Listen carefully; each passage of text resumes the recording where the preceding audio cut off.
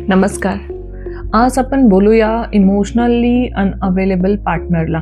अशा फिमेल माझ्याकडे खूप जास्त येतात जे ना, आणि मेल पण इनफॅक्ट आजकाल तर मेलचं पण प्रमाण खूप जास्त वाढलं आहे, जी लोक इमोशनली अनअवेलेबल पार्टनरला अट्रॅक्ट करतात. ओके, तर अशा गोष्टी का घडतात हे मेलमध्ये फिमेलमध्ये दोघांमध्ये घडण्याचं एक मेन कारण असतं ना, ते असतं मॅस्क्युलाइन एनर्जी थोडीशी जास्त वाढणं स्वतःमधली. ओके, ज्या वेळेला तुम्ही लहान असता, ओके, ह्याचं सुरुवात लहानपणापासून होतं. ज्या वेळेला तुम्ही लहान असता, ज्या वेळेला यू नीड सपोर्ट, शेल्टर, है ना, एक छोटंसं बाळ असतं, है ना, आणि तो घाबरतोय कुठल्या तरी गोष्टीला, किंवा एखादा कुत्रा धावून आला, ओके, त्याला भीती वाटली, तर तो नेहमी ना एक मोठा माणूस शोधत असतो ज्याच्या मागे तो लपेल आणि सांगेल की अरे मी घाबरलोय, तुम्ही मला वाचवा.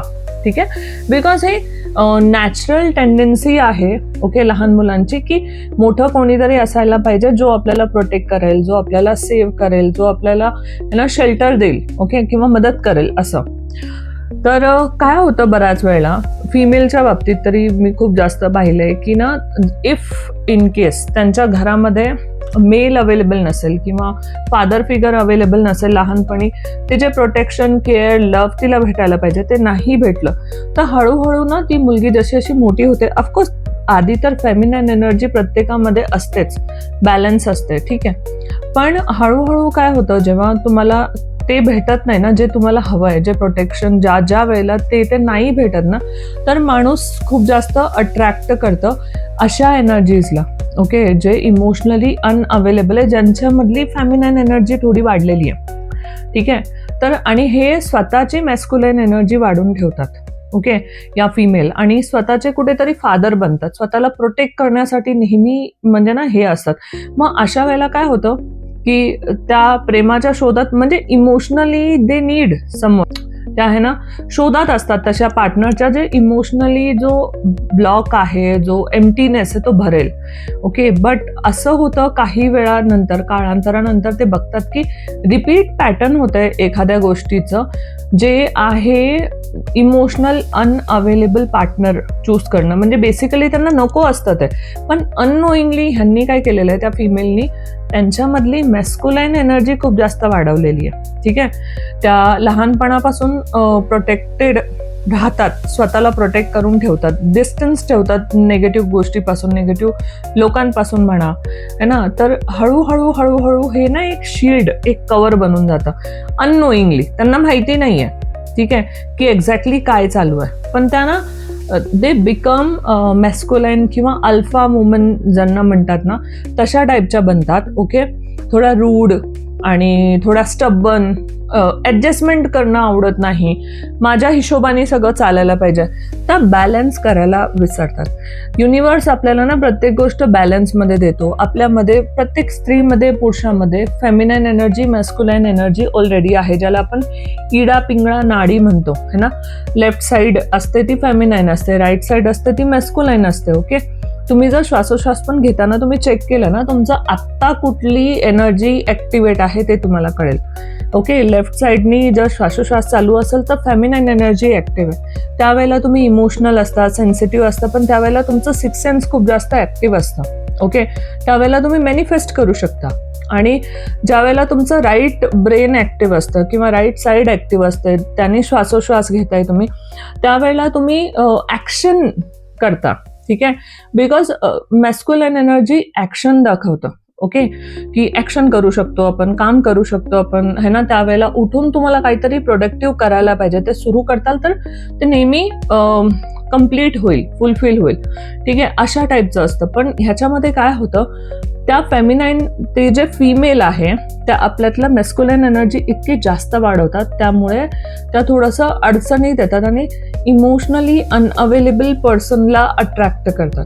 ओके, आणि त्यामुळे मग त्या इनकम्प्लिशन राहतं, त्यांना वाटतं सेम पॅटर्न रिपीट होतं आयुष्यामध्ये, आणि तो मला व्हॅल्यू करत नाही, तो मला रिस्पेक्ट करत नाही, तो मला किंमत देत नाही.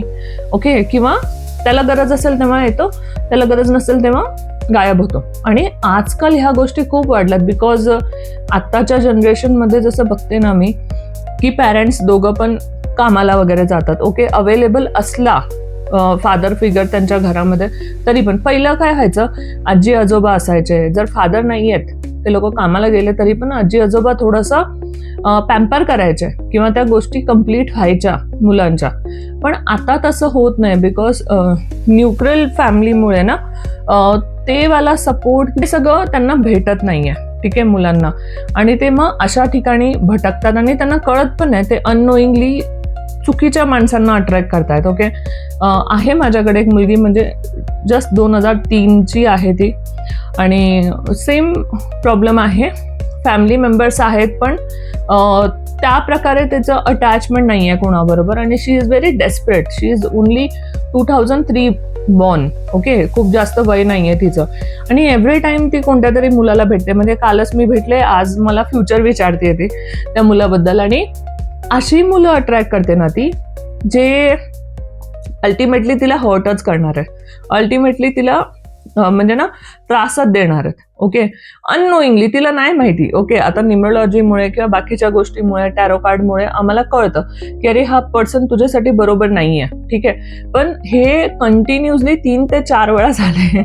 तिला असं वाटेल की मी मुद्दामून प्रत्येक वेळी तिला सांगते, मी तिला तेच बोलते, आधी ना स्वतःशी हॅप्पी राहायला शिक, स्वतःला हॅप्पी करायला शिक. दुसरा कोणाचं नाही आहे म्हणजे ना काम, तुला खुश ठेवायचं, तुला हॅप्पी ठेवायचं, तुला स्वतःबरोबर खुश राहायला पाहिजे, सॅटिस्फाईड राहायला पाहिजे. ओके, आणि मॅस्क्युलाईन फेमिनाईन एनर्जी बॅलन्स करायला पाहिजे. ओके, हा मी प्रोटेक्टिव्ह आहे, मी है ना सरेंडर आहे, आणि मी सगळं हँडल करू शकते, माझे सुख दुःख सगळं मी माझ्यामुळे, ह्या गोष्टी करायला पाहिजे.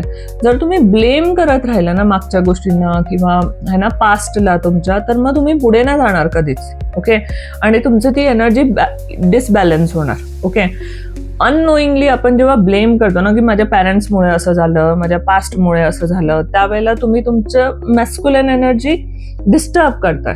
ठीक आहे, फेमिनाईन एनर्जी खूप जास्त वाढवताय, स्वतःचा सेल्फ कॉन्फिडन्स कमी करताय, ऍक्शन ओरिएंट नाही बनत तुम्ही, अननेसेसरी एनर्जी तुम्ही तिकडे घालवताय ज्या गोष्टी तुमच्यासाठी महत्वाच्या पण नाही आहेत त्या.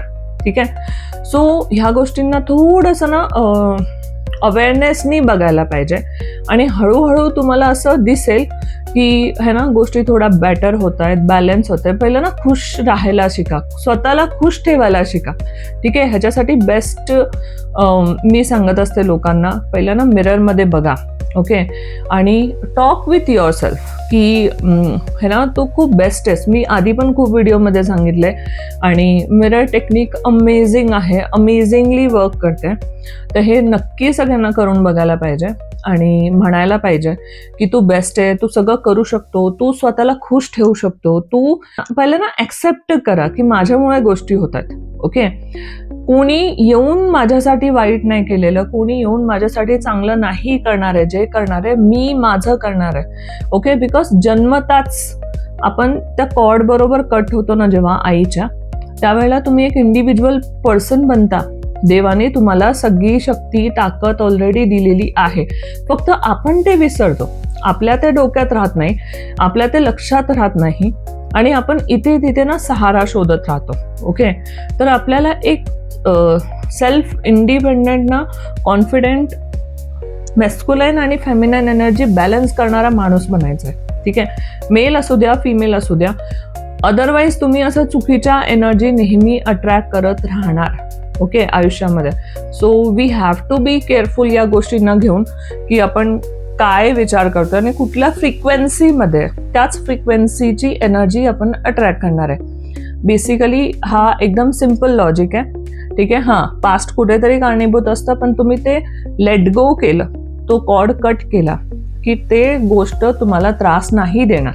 ओके, सो या गोष्टीचं थोडंसं लक्ष द्यायला पाहिजे, आणि होप तुमचा दिवस चांगला जाओ. नमस्कार.